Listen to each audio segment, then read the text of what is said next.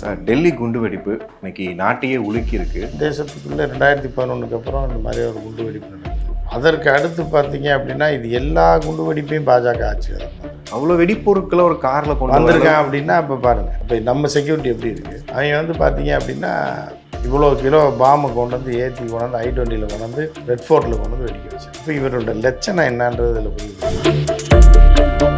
பாதுகாப்புங்கிறது அங்கே ரொம்ப இம்பார்ட்டண்ட்டாக இருந்திருக்கணும். இல்லை இப்போ என்ன பண்ணுறது, வேறு இப்போ காங்கிரஸ் ஆட்சியில் இருந்தால் 200 பேர் செத்துருப்பாங்க, பரவாயில்லையா? நாங்கள் இருக்கிறனால தான் 8 பேர் செத்து. இப்போ காங்கிரஸ் பிரிவில் நடந்தால் மட்டும் பாஜக அதுக்காக பல விஷயங்களை கையில் எடுத்திருப்பாங்க. இப்போ இதுக்கு என்ன பதில் சொல்ல போகிறாங்க சார்? இப்பயும் காங்கிரஸ் தான் காரணம். அது காங்கிரஸ் எப்படி சார் இதில் காரணம்? ஏங்க இந்த தீவிரவாதி இப்போ வந்தவன் கிடையாதுங்க. காங்கிரஸ் காலத்தில் அவங்க குடும்பத்தோடு வந்திருக்காங்க, வந்து இந்த பையனை பெற்றிருக்காங்க. அவன் இந்தியாவுக்குள்ளே வளர்ந்துருக்கான், வளர்ந்து இன்றைக்கி வந்து குண்டு வச்சுருக்கான். அவன் இன்றைக்கி ஊடுருவி வந்தவன் கிடையாது, காங்கிரஸ் பீரியடில் வந்தது. என்ன சார் நியாயமாக இருக்கா சார்? ஆமாங்க, ஏன் என்ன நியாயமாக இல்லைன்றீங்க?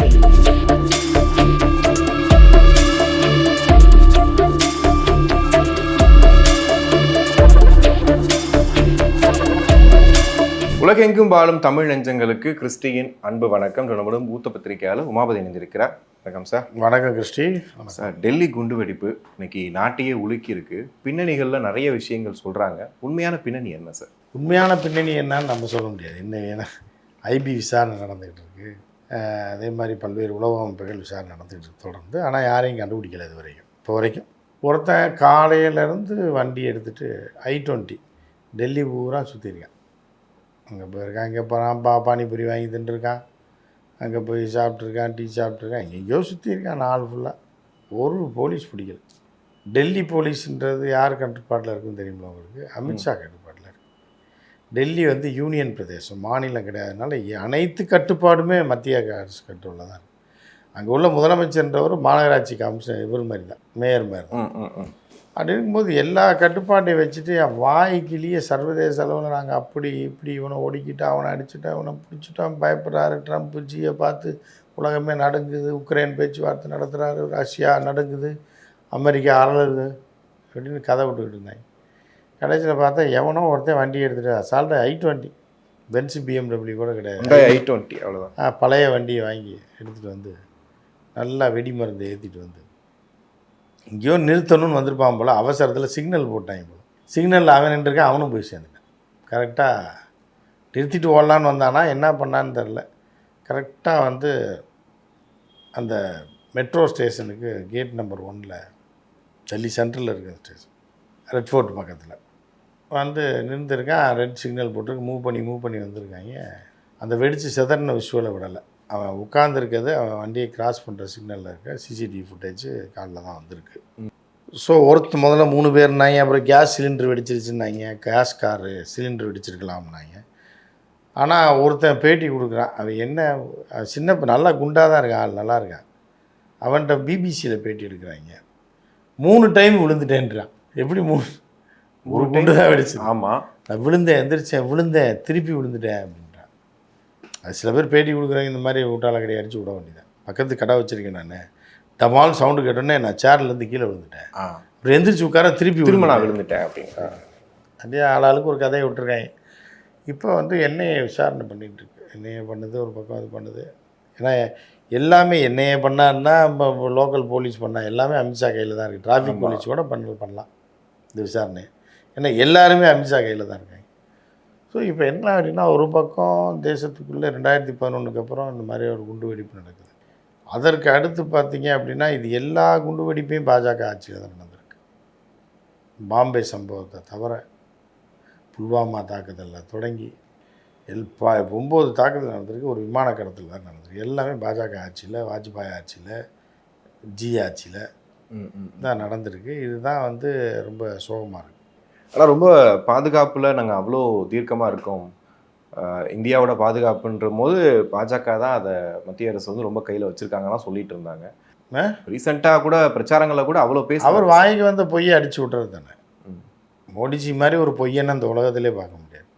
பொய்யிலே பிறந்து பொய்யிலே வளர்ந்த புலவர் பெருமானேன்னு ஒரு பாட்டு இருக்குது தமிழில். உண்மை புரிந்து கொண்டால் உண்மை தெரிந்து கொண்டால் அப்படின்னு ஒரு பாட்டு இருக்குது. அது மாதிரி அவர் பொய்யிலே பிறந்து பொய்யிலே வளர்ந்தவர். பீகார்காரனை பூரா டார்ச்சர் பண்ணுறாங்க திமுக காரன்னார். அதே மாதிரி தேசத்தில் வந்து அவரை வந்து பெரிய தலைவராக சொல்லியிருக்கேன், தேசிய சர்வதேச அளவில் பெரிய தலைவர்ன்றாங்க. ஆனால் கடைசியில் சாதாரண வந்து பழைய ஒன்று i20 வண்டி எடுத்துகிட்டு வந்து அது எப்படி சார் மிஸ் பண்ணாங்க? அவ்வளோ தூரம் வந்திருக்கு. அப்புறம் சிசிடிவி கேமரால பார்த்துருக்காங்க. டோல்கேட்டை கிராஸ் பண்ணி வந்திருக்குது. ஒரு செக்கப் கூட இருக்காது சார். செங்கோட்டை டோல்கேட்லாம் ஒரு பக்கத்துல. டோல்கேட்லாம் கிடையாது. அது ஒரு பெரிய ஹைவே 8-வே ரோடெலாம் போட்டு கொள்ளையடிச்சாங்க. எங்கன்னா அது வந்து எங்கே போகிறதுனா பஞ்சாப் போகிற ஹைவே அது. டெல்லியிலேருந்து ஹரியானா பஞ்சாப் போகிற ஹைவே. டெல்லி அவுட்ரு அது. அதில் வந்து பார்த்திங்கன்னா 2 ஹரியானா போகிறதுக்குள்ளே 3 டோல் ஏதோ இருக்குது. 2 டோலோ 3 டோலாக இருக்குது. 2 டோல் இருக்குதுன்னு நினைக்கிறேன். டோல் இருக்குது. அதே மாதிரி ஒரு ஸ்டேட் விட்டு இன்னொரு ஸ்டேட் வர செக் பாயிண்ட் இருக்குது. ஃபாரஸ்ட் செக் போஸ்ட் இருக்குது. போலீஸ் செக் போஸ்ட் இருக்குது. நீ செங்கோட்டை வழியாக கேரளாக்குள்ளே போனீங்கனாலே உங்கள் வண்டியை அங்கே வேறு செக் பண்ணுறாங்க. ஒன்றுமே கிடையாது. சரக்கு பாட்டில் கொண்டு போயிடுவாங்கன்ட்டு கேரளா போலீஸ் அப்படி பாண்டிச்சேரியிலே பிடிக்கிறாங்க சார். வர வழியில் பாண்டிச்சேரி வர வழியில் 3 check point. 3 check point sir. நம்ம பாண்டிச்சேரியில் சரக்கு பிடிக்கிற போலீஸ் அங்கே விட்டுருந்தா கூட நேரம் இந்த குண்டு வெடிப்புலாம் நடந்திருக்காது. புரியுதா அவங்களுக்கு? தமிழ்நாடு போலீஸு பாண்டிச்சேரி எங்கே இருக்குது, 40 கிலோமீட்டர் தள்ளி இங்கே செக் போஸ்ட் வச்சு பிடிக்கிறாங்க. பிடிச்சி காசு அடிக்கிறது, பாட்டில் எடுத்துக்கிறது, கேஸ் போடுறதுன்னு பண்ணுறாங்க. இந்த மாதிரி இது வந்து எப்படி பெருமையாக பேசுகிறதா இதான் தெரியல. இந்த போலீஸை கொண்டு போய் கூட ஒரு ஸ்பெஷல் டியூட்டி போட்டு பாண்டிச்சேரி பார்டரில் நிற்கிற போலீஸ், இந்த விழுப்புரம் காவல்துறையெல்லாம் வந்து எதில் தயாராக இருக்கோ இல்லையோ பாட்டில் பிடிக்கிறதில்ல கில்லி. விழுப்புரம் மாவட்ட காவல்துறை காஞ்சி அதுக்கப்புறம் அந்த பார்டரில் பார்த்தீங்க அப்படின்னா பாண்டிச்சேரியிலேருந்து வர வெளில ஈஸியாரில் 2 இடத்துல அப்பாடா சரக்கு கொண்டு வந்துட்டோம்டான்னு நினைப்பாங்க.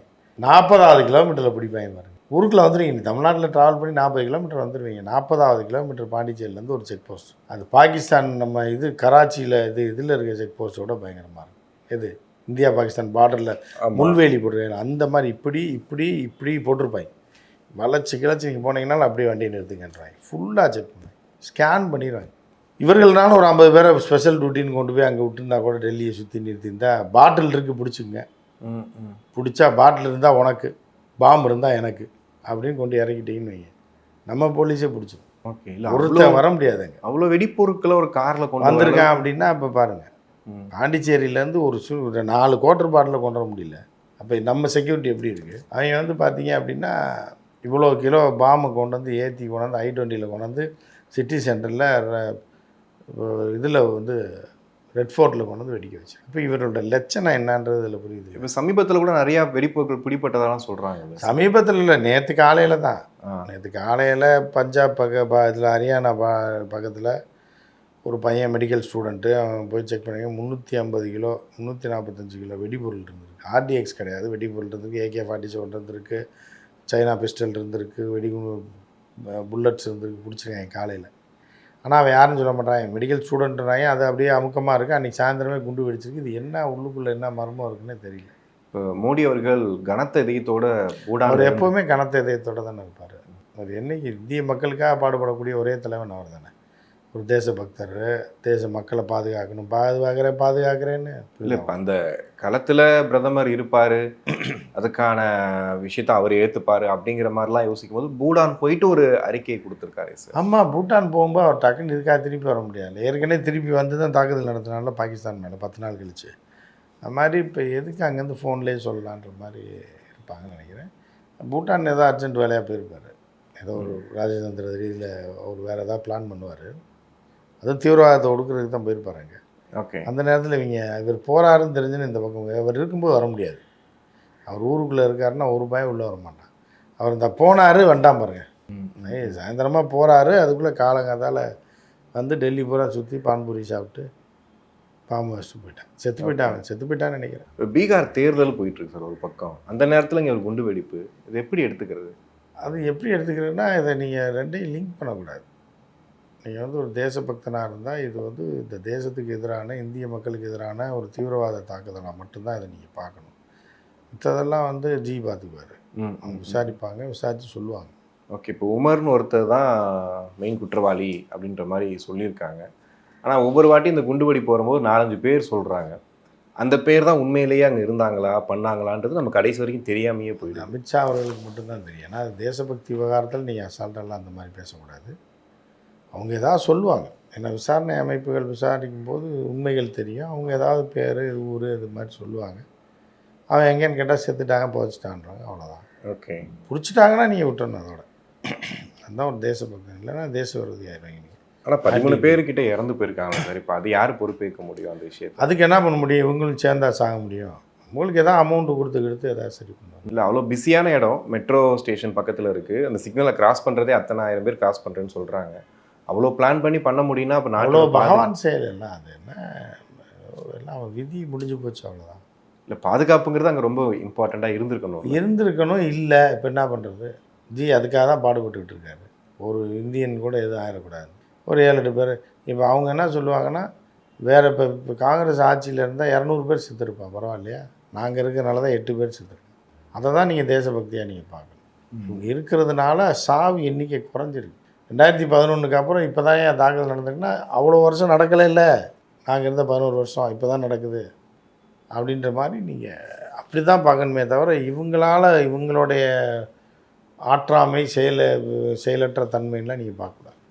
அவர்கள் தேசபக்தர்கள். ஜியும் சரி, சின்ன ஜியும் சரி, இந்த தேசத்திற்காகவும் நாட்டு மக்களுக்காகவும் அவங்க பாடுபட்டுட்டு இருக்கும்போது ஒரு சின்ன தானே 150 கோடி பேர் இருக்கும்போது ஒரு 8 பேர் செத்து போயிட்டாங்கன்னா என்ன பண்ணுறது?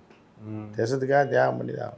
ஓகே. ஆனால் எதிர்கட்சிகள்லாம் அமித்ஷா பொறுப்பேற்று பதவி விலகணுன்றலாம் சொல்கிறாங்க. அப்படி பார்த்து அமித்ஷா பதவியிலே இருக்க முடியாது. எத்தனை தடவை தான் விலகிறது? பார்த்தா அமித்ஷா அந்த பதவியிலே இருக்க முடியாது. அதெல்லாம் கண்டுக்க மாட்டார். 8 பேர் செத்ததுக்கெல்லாம் பதவி விலகணுமா? ஓகே. இப்போ எதிர்கட்சி இப்போ காங்கிரஸ் பிரிவில் நடந்தால் மட்டும் பாஜக அதுக்காக பல விஷயங்களை கையில் எடுத்திருப்பாங்க. இப்போ இதுக்கு என்ன பதில் சொல்ல போகிறாங்க சார்? இப்பயும் காங்கிரஸ் தான் காரணம். அது காங்கிரஸ் எப்படி சார் இதில் காரணம்? ஏங்க, அந்த தீவிரவாதி இப்போ வந்தவன் கிடையாதுங்க.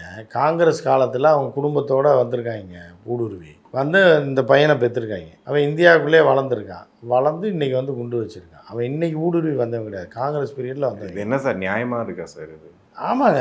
ஏன் என்ன நியாயமாக இல்லைன்றீங்க? இப்போ இவனா வந்திருக்கானா? இல்லை, இவன் ஏற்கனவே காங்கிரஸ் பீரியடில் பாகிஸ்தான்லேருந்து குடும்பத்தோடு வந்தவங்க. வந்து இந்த பையன் வளர்ந்து இவனுக்கு இப்போ 25-30 வயசு ஆகும். இப்போ குண்டு எடுத்து வச்சுருக்கேன். அதுக்கெல்லாம் காரணம் வந்து காங்கிரஸ் தான். அந்த காலத்தில் ஊடுருவ விட்டதுனால தான் இன்றைக்கி இந்த இதெல்லாம் நடக்குது. இன்னொரு 25 வருஷம் ஆட்சியில் இருந்தாருன்னா தான் எல்லாத்தையும் சரி பண்ண முடியும். சார், காஷ்மீர் கனெக்ட்டு ஒரு முஸ்லீமுக்காக என்ன வேணாலும் பேசலாமா சார்? அது எப்படி? ஏன், யார் முஸ்லீமு? இல்லை, இப்போ இறந்து பண்ணவர் முஸ்லீமு. காஷ்மீர் கனெக்ட் இருக்குது. நீங்கள் கேட்டால் காங்கிரஸ் காலத்தில் வந்தவர்னு சொல்கிறீங்களே சார், அது வச்சு. ஆமாம், வந்திருக்கலாம். அந்த பையனுக்கு எத்தனை வயசு? இப்போ பிறந்தானா? பிஜேபி பீரியடில் பிறந்த? இல்லை சார், வளர்ந்தவனா? 30 இருக்கும் சார். இவன் அப்பயே பிறந்துட்டான். காங்கிரஸ் பீரியடில் பிறந்துட்டான். அந்த தவறான ஆட்சி காலத்தில் பிறந்தவன். அப்போ அவனுக்கு அந்த தவறான எண்ணம் தானே வரும். வரும்போது அவன் சாக வரைக்கும் அவன் அந்த எண்ணத்தில் தான் வாழ்வான். காங்கிரஸ் ஆட்சியில் பிறந்தவன் பூரா அப்படி தான் இருப்பான். அதனால் அவர்கள் தான் தேச விரோதிகள்னால அவர்கள் ஆட்சி செய்த அந்த 40-50 வருஷத்தில் இந்தியா பூராமே நாசக்கடாச்சு. நேரு காலத்தில் நேரு செய்த பிள்ளை தான் இது. அமெரிக்காவில் ட்ரம்ப் வந்து நம்ம மோடி சொன்னால் கேட்பார். உக்ரைன் போர் விவகாரத்தில் கூட நம்ம மோடி அவர்கள் போய் பங்கேற்றாரு. இப்படி உலக நாடுகளுக்கெல்லாம் புத்தி சொன்னோம். இப்போ அவங்க எல்லாருமே அங்கேருந்து தூதரகங்கள்லேருந்து சொல்கிறாங்க. அங்கெல்லாம் காங்கிரஸ் ஆட்சி இல்லை. இங்கே தானே இருந்திருக்கு. இந்தியாவில் தானே காங்கிரஸ். நேரு ஆண்டார், இந்திரா காந்தி, அப்புறம் ராஜீவ் காந்தி. இந்த ஆட்சியெலாம் அங்கே இல்லையே. அதனால சொன்னால் கேட்குறாங்க. இப்போ காங்கிரஸ் ஆட்சியில் ஊடுருவி வந்தவனெல்லாம் என்ன பண்ணுறது? ஒட்டுமொத்தமாக கொல்லவும் முடியாது. அதனால் ஆட்சியில் சிறப்பாக தான் போயிட்டுருக்கு. இல்லை, இப்போ அங்கேருந்து பாதுகாப்பாக இருங்கன்னு அவங்க நாட்டு மக்களுக்கு வந்து அவங்க அறிவுறுத்துறாங்கல்ல, அது இந்தியாவுக்கு ஒரு மாதிரி தலைகுனிவா இல்லையா? எதுக்கு தலைகுனிறீங்க?